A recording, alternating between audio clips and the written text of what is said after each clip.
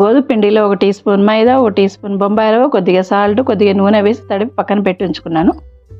Curry కోసమని రాత్రి నానబెట్టుకున్న శనగల్లో 2 ఆలుగడ్డలు కట్ చేసి వేసుకున్నాను. అందులో ఒక బిర్యానీ ఆకు, సాల్ట్ వేసి కుక్కర్ పెట్టుకున్నాను. 3 విజిల్స్ వచ్చిన తర్వాత ఆఫ్ చేసుకున్నాను.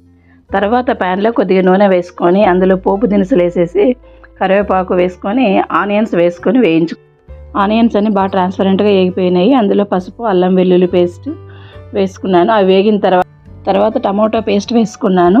టమోటా పేస్ట్ పచ్చివాసన పోయిన తర్వాత దాంట్లో రుచికి సరిపోయేంత ఉప్పు, కారము, గరం మసాలా వేసుకున్నాను.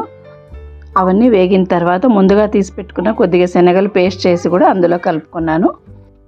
దీంతోపాటు ఉడికిన శనగలు, ఆలుగడ్డ ముక్కలు అన్నీ కొద్దిగా వాటర్ కలిపి వేసుకున్నాను. మసాలాలన్నీ కర్రీకి పట్టిన తర్వాత చివరిలో చిన్నగా కట్ చేసుకున్న కొత్తిమీర, కొద్దిగా కసూరి మేతి వేసి కలిపి మూత పెట్టించుకున్నాను. కర్రీ రెడీ అయిపోయింది. ఇంకా